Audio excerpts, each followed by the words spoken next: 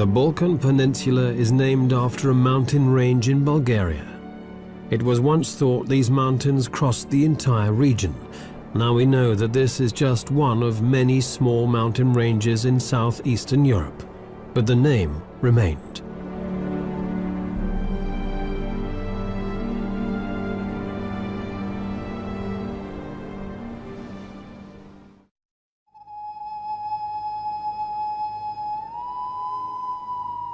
Dumitor lies in the north of Montenegro. Thick primeval forests cling to its mountain slopes above sheer rock faces and gorges. It's such remote and wild country that it still remains almost inaccessible for human settlers. Nature not only survives, but actually thrives.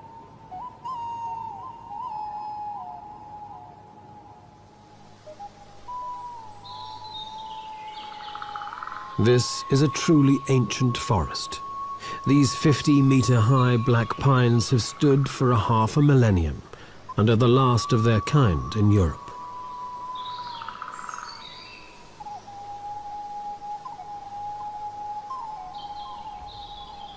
These secluded mountainous regions have guarded nature since before records were kept. The ancient forests still provide a safe haven for creatures that have virtually disappeared from the rest of Europe. Wolves still roam throughout the Dumitor Mountains, and their howl is a primal call of the wild.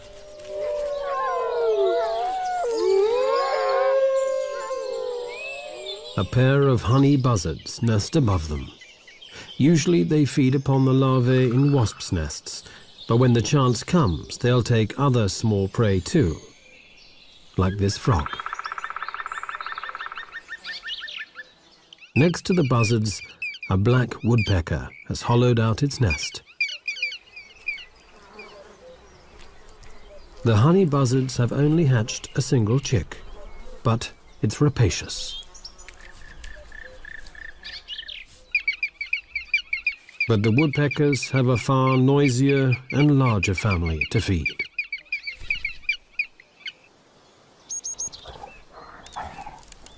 These mountains still remain as a home for the brown bear. It's late in autumn and this bear is putting on as much fat as possible before finding a cave to hibernate in and survive the harsh winter of the Balkans. Another animal that survives in the wilderness of Dumitor is the lynx. Shy and wary, the lynx silently moves and hunts in these forests, but now they are few and far between. Probably only around 100 Balkan lynx remain. Those few humans who do live here give the bear a nickname, Medved, the honey eater. And it's a suitable name, for its fat belly is almost entirely the result of honey plundered from many beehives. Bears seldom, if ever, leave the protection of these forests that cling precariously to the more gentle mountain slopes, but then abruptly end.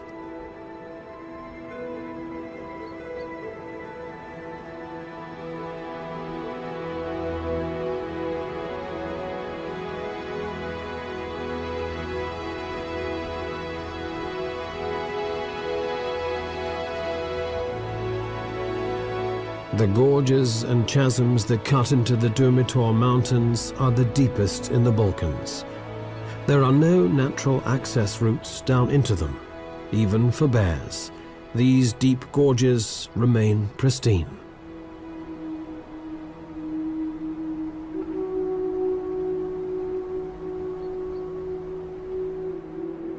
The greatest of them all is the Tara Canyon, a spectacular example of the raw power of nature.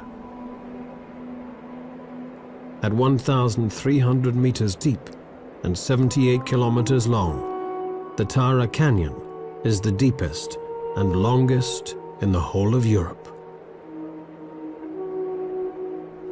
Because the flowing water is turquoise blue and crystal clear like teardrops, local people have named this Europe's Tear.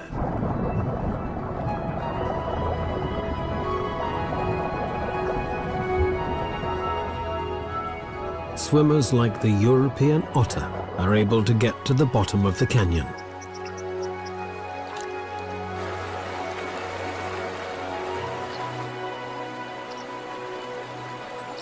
If Europe's tear does bring one to the eye, it's a tear of joy.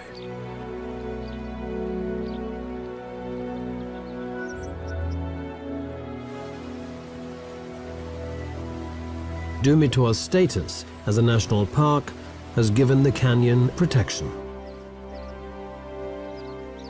However, responsible ecotourism is being encouraged.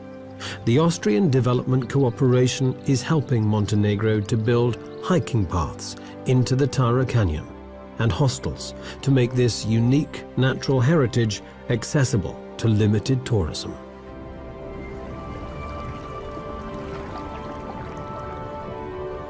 Once in the water, the European otter is in its element. With a streamlined body, the otter swims effortlessly through the river while it hunts its prey, often river trout.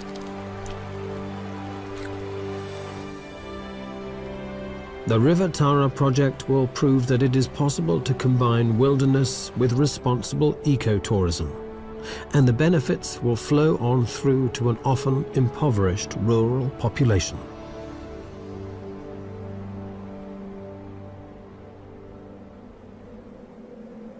Over 1,000 meters above the Tara Canyon lies an almost barren landscape. This is a desolate plateau, almost the end of the world.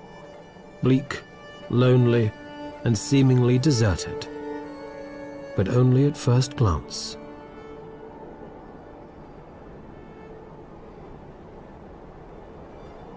People still live here, forgotten by time and isolated by their environment, but yet very much a part of it.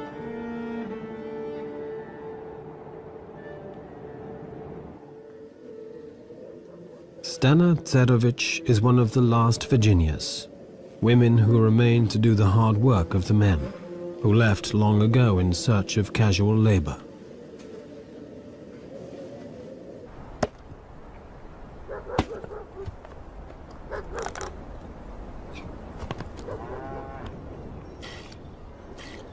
Stana remained with the farm and the animals and the daily struggle to survive.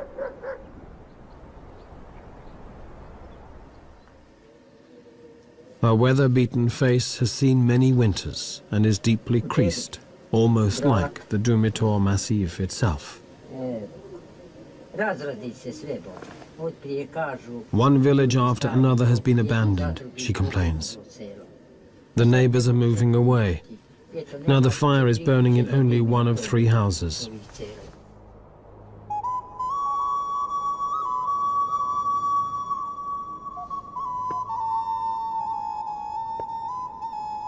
Stana has always lived here in Dumitor.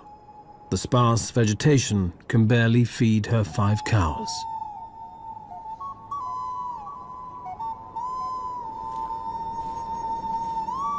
Everywhere she goes, she always carries a weapon. But just who gave her the old rifle remains her secret. And why does she carry it? To keep the wolves at bay.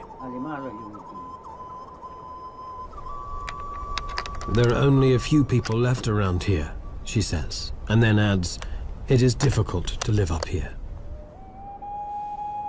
She keeps a wary eye on her surroundings. Experience has made her vigilant.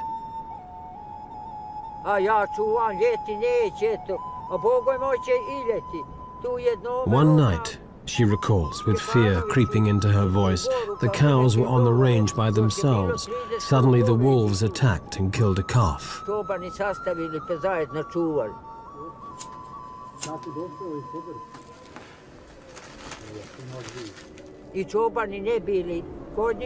The wolves took the calf by the throat and would not let go, even when she tried to chase them away.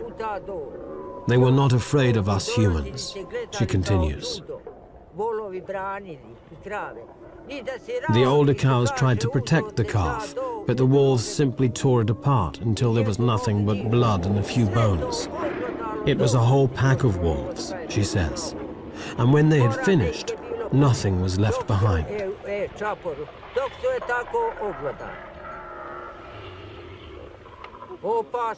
Stana is certain that wolves out hunting are dangerous. If they are really hungry, they will even attack human beings, she believes, although she admits that she has yet to see one do so. After all, one hungry man will also attack another. And of one thing she is absolutely convinced. If you run into a wolf in the snow, all on your own, and it is hungry, it will tear you into pieces, just like that. Although there has never been a single record of a wolf ever attacking a human here, when people are frightened, they will weave stories around those fears, and it's too easy to turn wolves into murdering beasts. To the north of Dumitor's jagged and solitary peaks lies a different world, near where the Danube and Drava meet. It is the river plain of Kopacki Rit.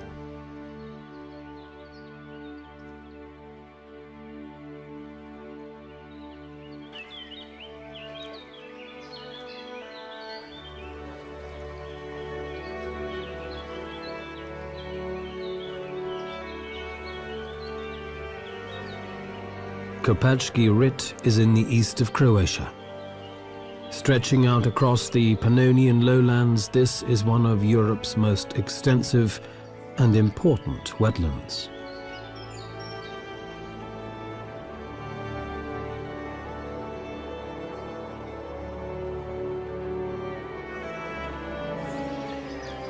This is where one of the largest and oldest river forests to be found anywhere along the Danube grows.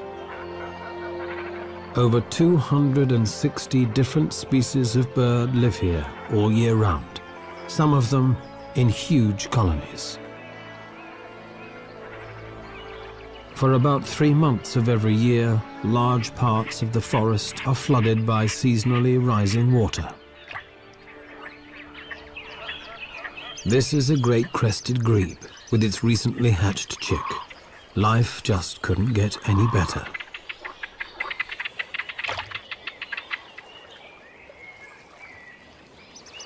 While sitting comfortably and securely on the back of one parent, the other feeds it a small fish. But against its wishes, the chick has to take a swim now and again.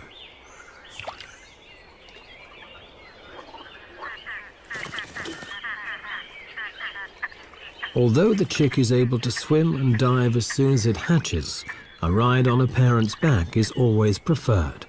But when both parents are busy, the chick won't get its own way. Another freshly caught fish keeps it happy for a while. But that's it. Enough swimming for one day.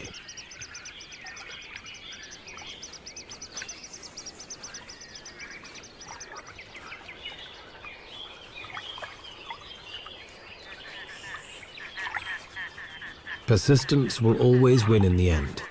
At last, the chick can snuggle down between its mother's wings once again. For the moment, Kopacki Rit seems like paradise.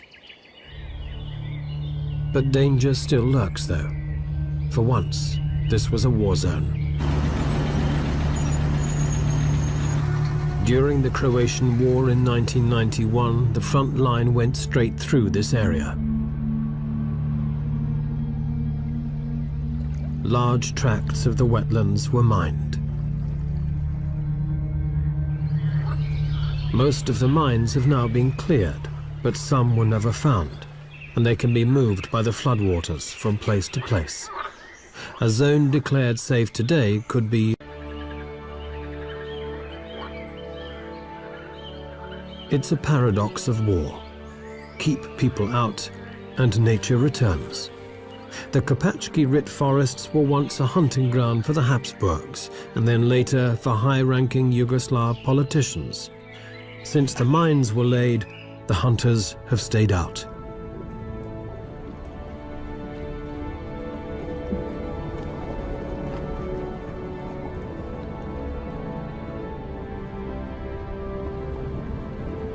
And so, undisturbed by people or mines, all other life flourishes.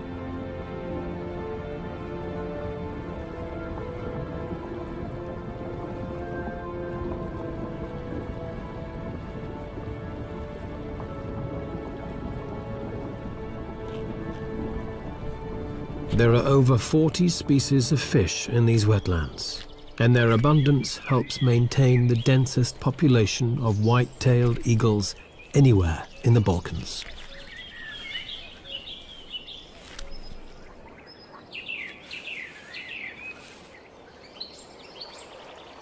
Few animals would dare to try and steal a white-tailed eagle's catch, but a wild boar is not just any animal.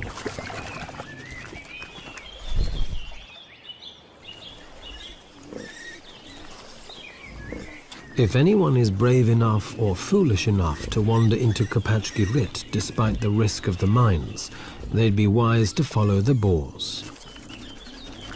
With a sense of smell so well developed that a boar can find even the smallest of buried truffles, strange-smelling mines are no problem to avoid. And in fact, the trails and clearings used by the wild boars are reliably mine-free.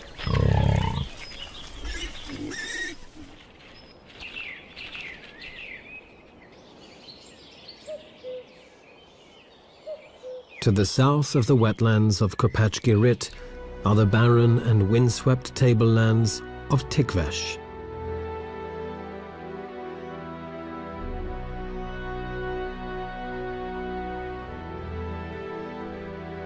This is Macedonia, and Tikvesh is now the Balkans' last stronghold for vultures.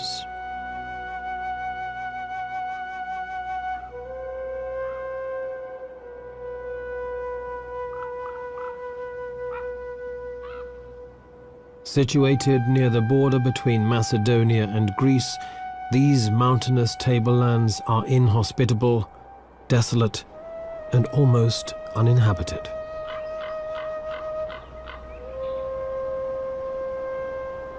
Clouds move ominously across a landscape stretching to infinity, where the boundary between sky and earth becomes blurred.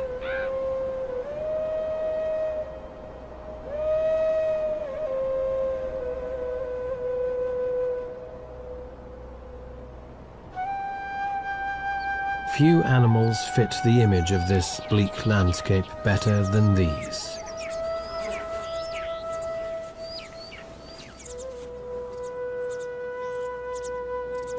Griffon vultures in particular like to live in these rocky mountains, where the thermal updrafts can carry them up high with little effort.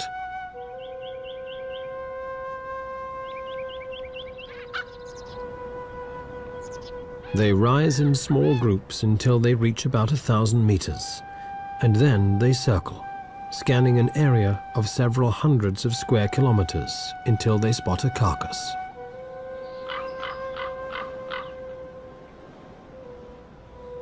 Griffon vultures normally live in large breeding colonies, building their nests on steep rock faces.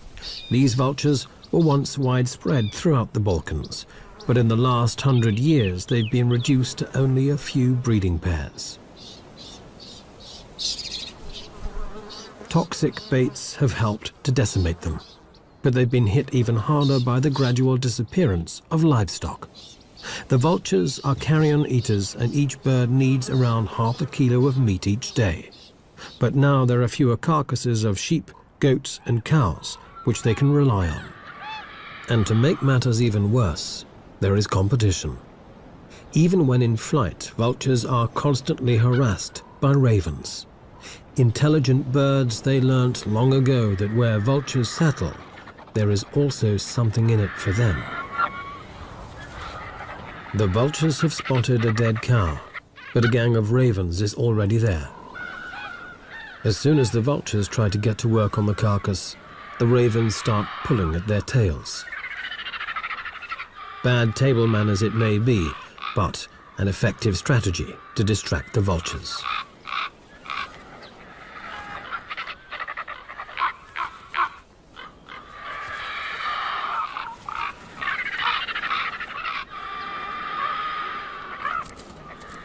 And then, to make matters worse, a wolf turns up. The vultures have had enough, but the ravens hang around.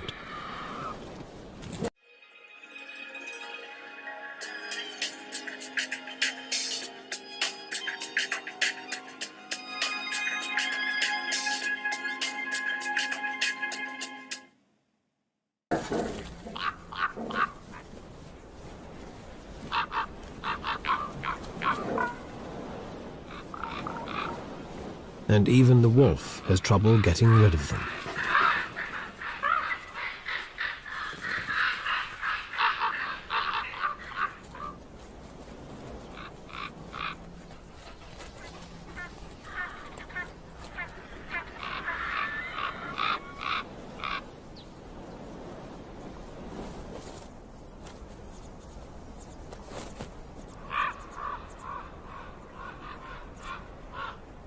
This desolate plateau is the last stronghold for the griffon vulture in the Balkans. Numbers have dropped, and in the hope that the population will recover, the birds are now fed on a regular basis.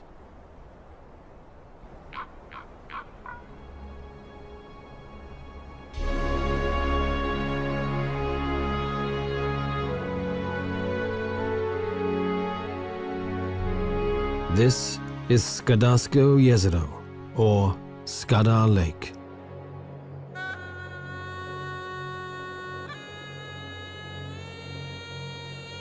With its 50 islands, Skadar Lake between Montenegro and Albania actually looks more like a vast river system. But it's the largest lake in the Balkans, almost 50 kilometers long and up to 15 wide.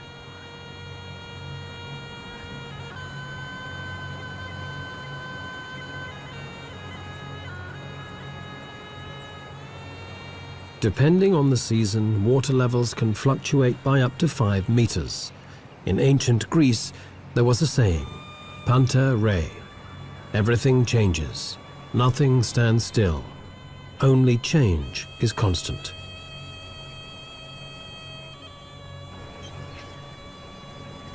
Ruins of monasteries and fortresses stand on many of the islands, a reminder of the lake's strategic importance during the conflict with the Ottoman Empire.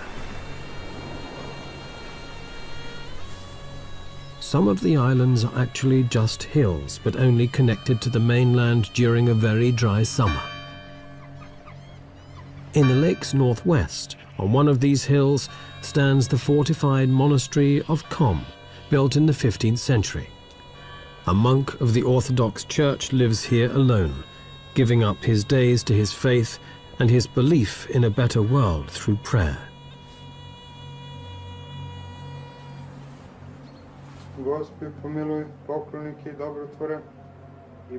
His day is structured around an ancient ritual. The liturgies of the hours, 8 of them every day. He believes that the ceaseless prayers join together to become a force for good, to help create a better world. In early summer, the sound of prayer is broken by the calls of thousands of birds. Skadar Lake is one of the most important resting and breeding grounds for migratory birds in Europe. The part of the lake belonging to Montenegro has been a national park since 1983, and the Albanian part was declared a park in 2005. At this time of the year, water plants are spreading out their leaves, and dense reed beds are growing around the shores. The floating carpet of water lilies makes this a safe breeding ground for terns. Huge colonies build their nests, always to a cacophony of ceaseless screaming. Frogs are breeding too, and they join in the chorus. These floating islands are a sanctuary against predators, but it can be confusing. Not every tern finds its way back to its own nest straight away.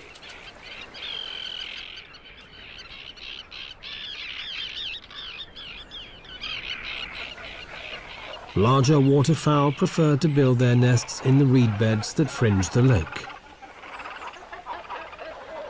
while thousands of cormorants use dead trees for their nests. Watching young cormorants feed is a salutary lesson.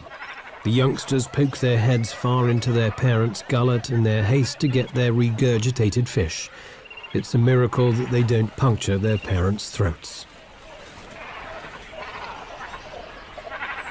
Other species breed in mixed colonies, like the elegant little egret and the spoonbill. Beneath them, a black-crowned night heron stalks amidst the reeds, while a squacco heron settles down to brood. Collective breeding is a strategy which gives a greater degree of security for all, as there are many vigilant eyes on the lookout for nest robbers, and the chicks are well hidden between the reeds. Skadar Lake at the west of the Balkans is a paradise for birds, even if there are no elves. On the eastern borders, there is a vastly different land, one with a mosaic of colorful fields, some planted, some not. This region is called Dobrucha, with its steppe grasslands in the northeastern tip of the Balkan Peninsula, between the Danube and the Black Sea. Only a few subsistence farmers live here. Fertile fields and fallow ground lie side by side, making the country resemble a quilt. Fertility and barrenness alongside each other. In May, the wild poppies and cornflowers sprinkle the cornfields with vivid colors. They thrive because here the farmers use little fertilizer and never spray their fields with pesticides. The plow is still horse-drawn, as it has been for centuries. In Dobrucha, many ethnic people, Bulgarians, Romanians, Russians, Tatars, and Armenians live side by side.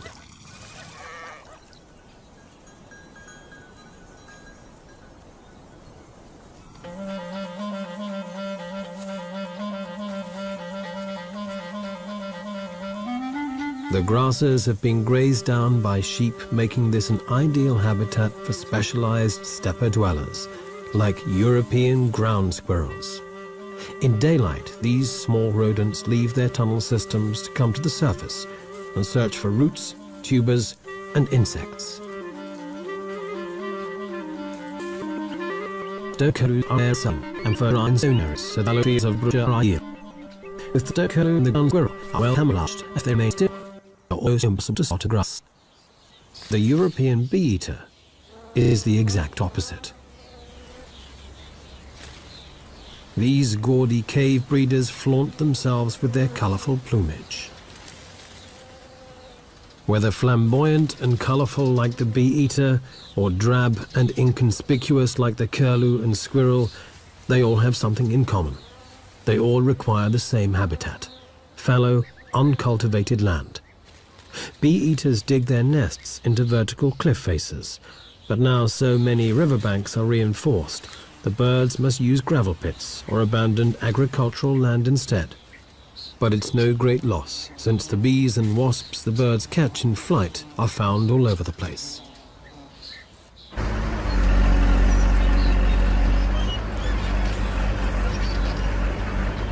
This old quarry in Dobrucha will be shutting soon.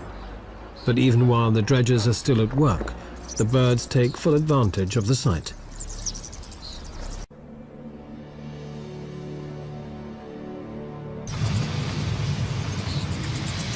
And this year they are joined by thousands of rosy starlings, which suddenly appear and also move into the quarry. This is fairly unusual, for rosy starlings come from India. They spend the winter on the subcontinent, then in summer they normally migrate to the Mongolian and Kazakh steppes. But this year, some traveled west, probably following insect swarms until they ended up in the Balkans, in this stone quarry in Dobrucha.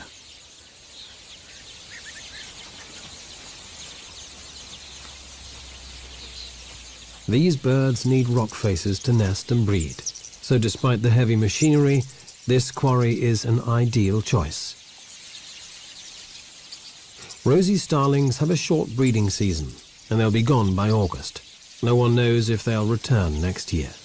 But certainly this year they add another interesting hue to Dobric's rich palette of colors. From the colorful mosaic of Dobric's fields to the spreading water of the Delta Dunari, to the sea of mosquitoes. The Danube flows into the Black Sea and its delta stretches across Romania and the Ukraine. It's the world's largest reed habitat. These wetlands are home to 1,000 different plants and over 4,000 animal species. The best known of the birds is the pelican. Its huge pouched bill makes it instantly recognizable anywhere in the world.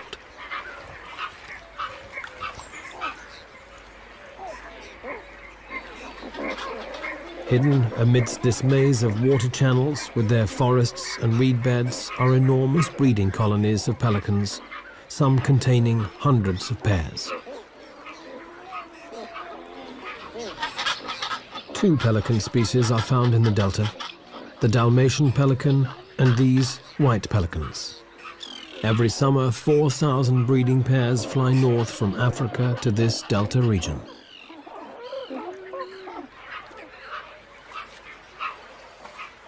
Pelican nests are untidy, and chicks depend on their parents for 14 weeks, a long time for a bird.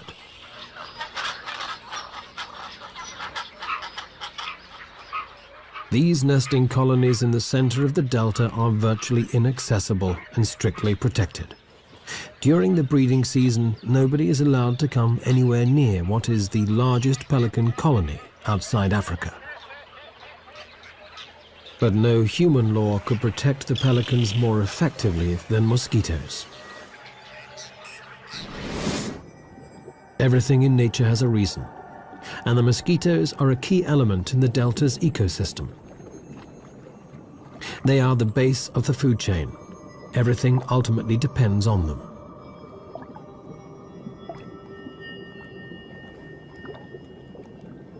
The biomass of mosquitoes in the Danube Delta is quite awe-inspiring.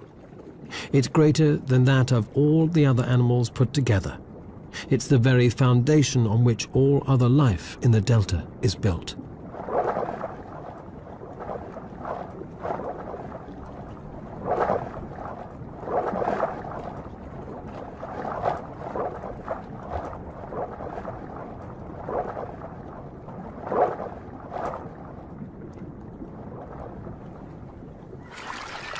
The Danube may well be Europe's most famous bird paradise, and Aleš Toman, a biologist, has spent more than 12 years here, but he's not looking for birds. He's been up and down the river system countless times in pursuit of a ghost, an animal rarer than almost any other in this huge waterlogged wilderness. Finding it is never easy, especially when there is water on all sides.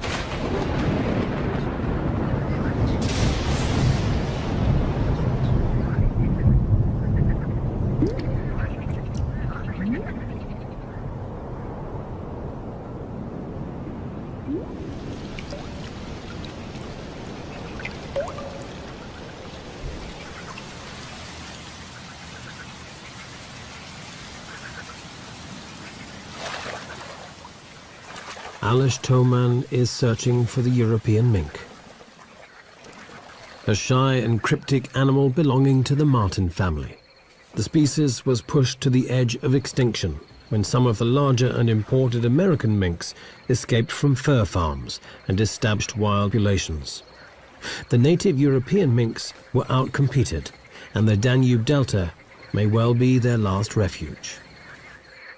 In the summer months, when there is no shortage of food, the European minks occasionally venture out, but then only at night.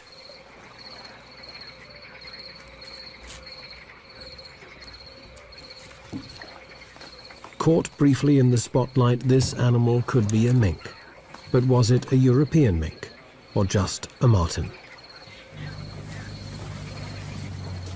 Before Aleš can find out, the animal has vanished into the night. This happens so frequently that it calls for a radical change in tactics. To study the delta's mink population, Aleš must first catch some, but this is almost impossible, at least in summer.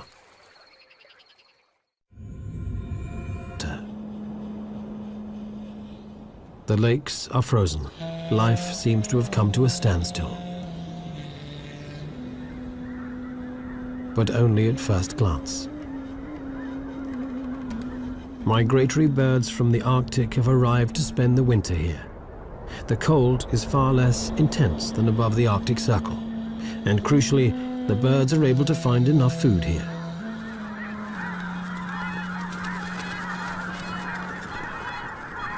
Whooper swans from northern Europe flock together in huge numbers.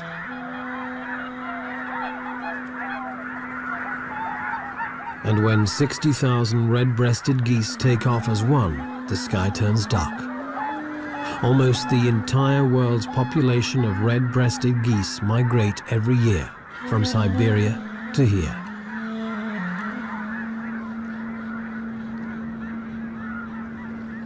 Human beings are the rarest species in the Danube Delta. This is the least densely populated region in Europe.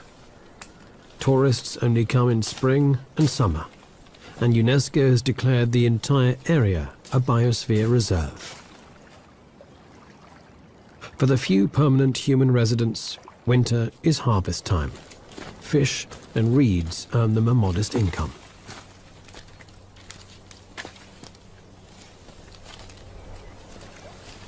In winter, the fishermen are allowed large catches, but from spring onwards, a rigorous quota is strictly enforced to protect the breeding stocks.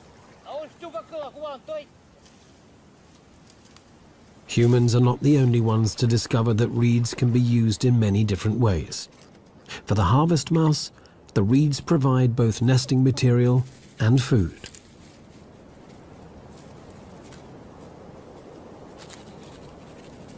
These tiny rodents are about 5 centimeters long and barely weigh 10 grams. But it's an ideal size when you have to move up, down, and across reed stalks all day long.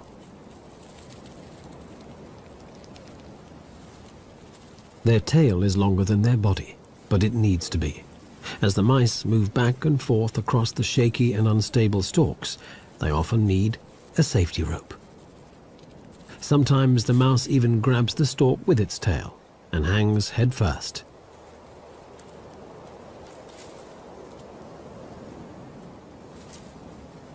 Cute as they may be, harvest mice have many predators. Birds of prey, foxes, snakes, even fish. And the shy and cryptic European minks also have them on their menu.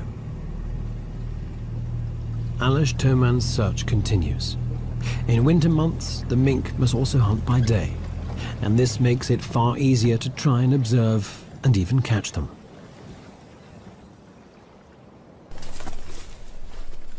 The biologists have changed their tactics. They now set live traps which won't harm the animals when caught. Every day the men put out about 50, leave them overnight, then check them the next morning. One trap's got something, but not what they want.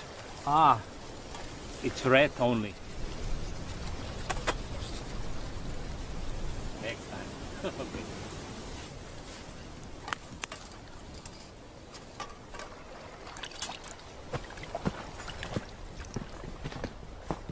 The men proceed to the next trap. Will they be any luckier?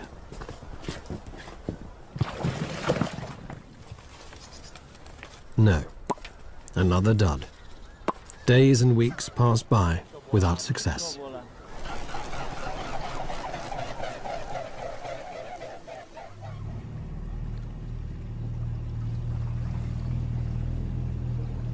Another day, another try. Not many traps left to check now. Hopefully, no more rats.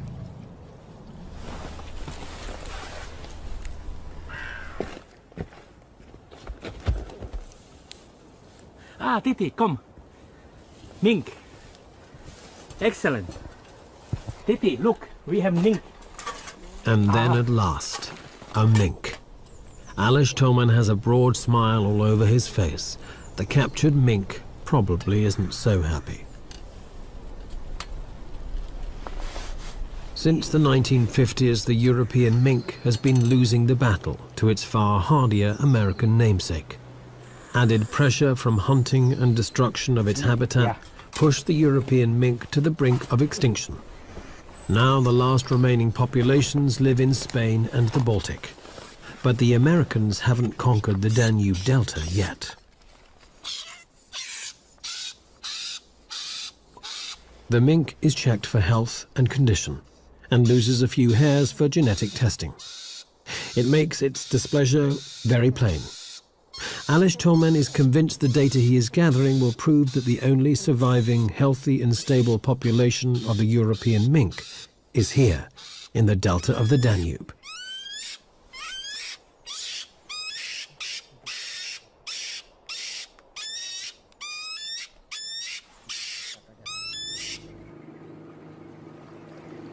All in all, it was a good day. Alish found minks in another 3 traps. The sun is already low when the 2 researchers start heading for home. But the day is not quite finished yet. The delta turns on an amazing natural display. Millions of European starlings gather in huge flocks, forming ever-changing patterns in the evening sky.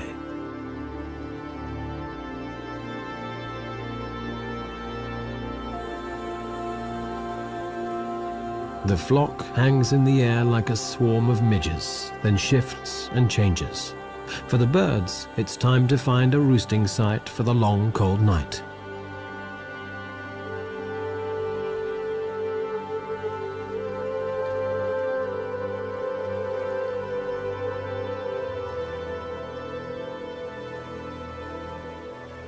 Starlings are masters of coordination in the air. No matter how many or how small the space between, the birds never crash into each other.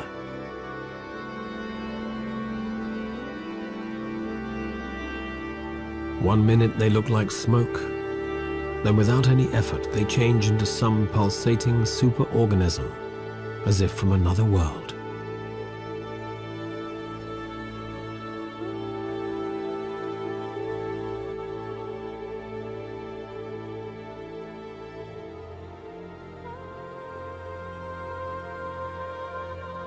Despite its reputation, the Balkans is not the land of doom and shadow. Instead, it is a magical and beautiful place, always changing, just like the flocks of starlings in the evening sky.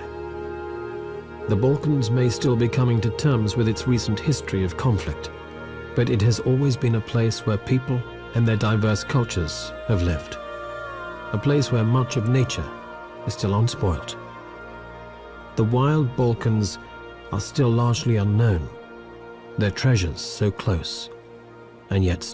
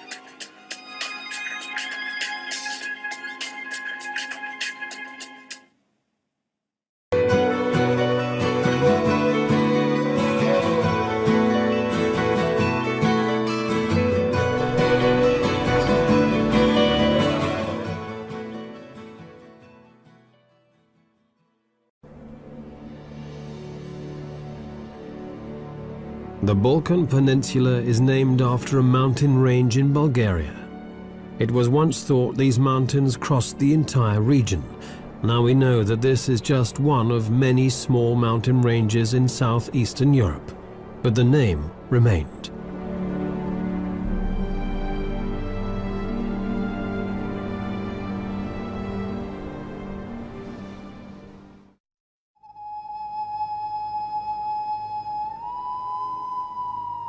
Dumitor lies in the north of Montenegro.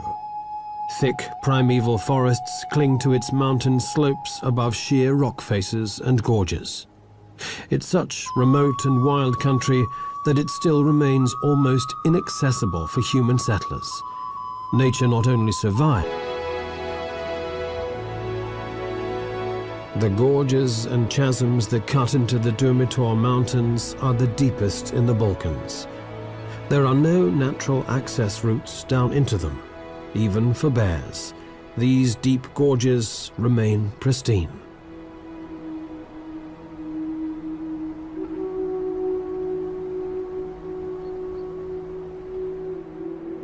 The greatest of them all is the Tara Canyon, a spectacular example of the raw power of nature. At 1,300 meters deep and 78 kilometers long, the Tara Canyon is the deepest and longest in the whole of Europe. Because the flowing water is turquoise blue and crystal clear like teardrops, local people have named this Europe's Tear.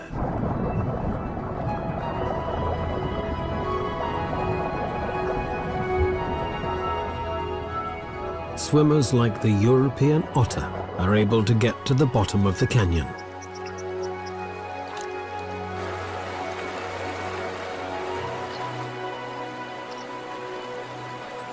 If Europe's Tear does bring one to the eye, it's a tear of joy.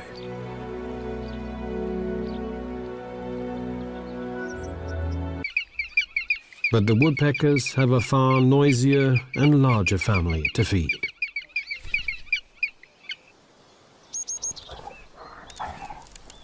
These mountains still remain as a home for the brown bear. It's late in autumn and this bear is putting on as much fat as possible before finding a cave to hibernate in and survive the harsh winter of the Balkans. Another animal that survives in the wilderness of Dumitor is the lynx. Shy and wary, the lynx silently moves and hunts in these forests. But now they are few and far between. Probably only around 100 Balkan lynx remain. Those few humans who do live here give the bear a nickname, Medved, the honey eater. And it's a suitable name, for its fat belly is almost entirely the result of honey plundered from many beehives. Bears seldom, if ever, leave the protection of these forests that cling precariously to the more gentle mountain slopes, but then abruptly end.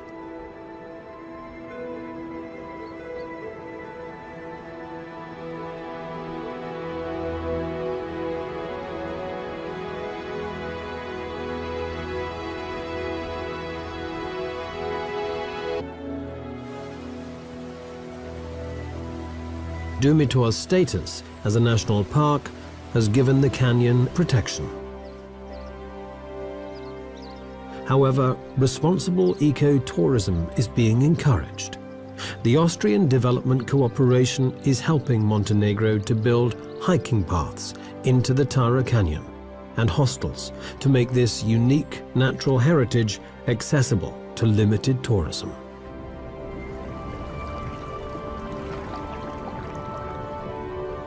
Once in the water, the European otter is in its element. With a streamlined body, the otter swims effortlessly through the river while it hunts its prey, often river trout.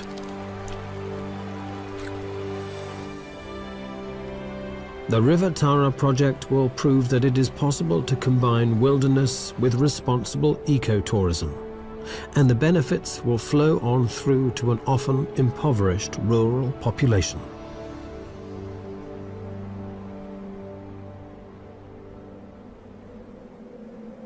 Over 1,000 meters above the Tara Canyon lies an almost barren landscape. This is a desolate plateau, almost the end of the world. Bleak, lonely, and seemingly deserted. But only at first glance, but actually thrives.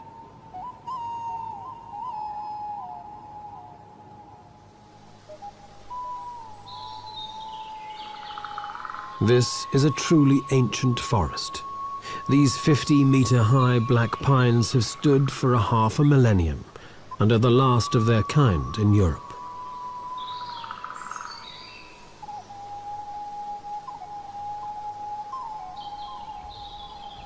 These secluded mountainous regions have guarded nature since before records were kept. The ancient forests still provide a safe haven for creatures that have virtually disappeared from the rest of Europe. Wolves still roam throughout the Dumitor Mountains, and their howl is a primal call of the wild.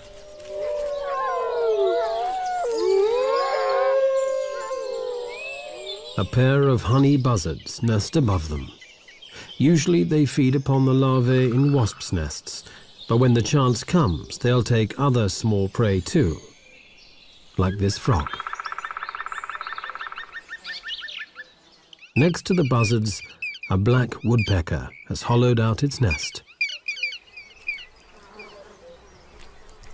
The honey buzzards have only hatched a single chick, but it's rapacious.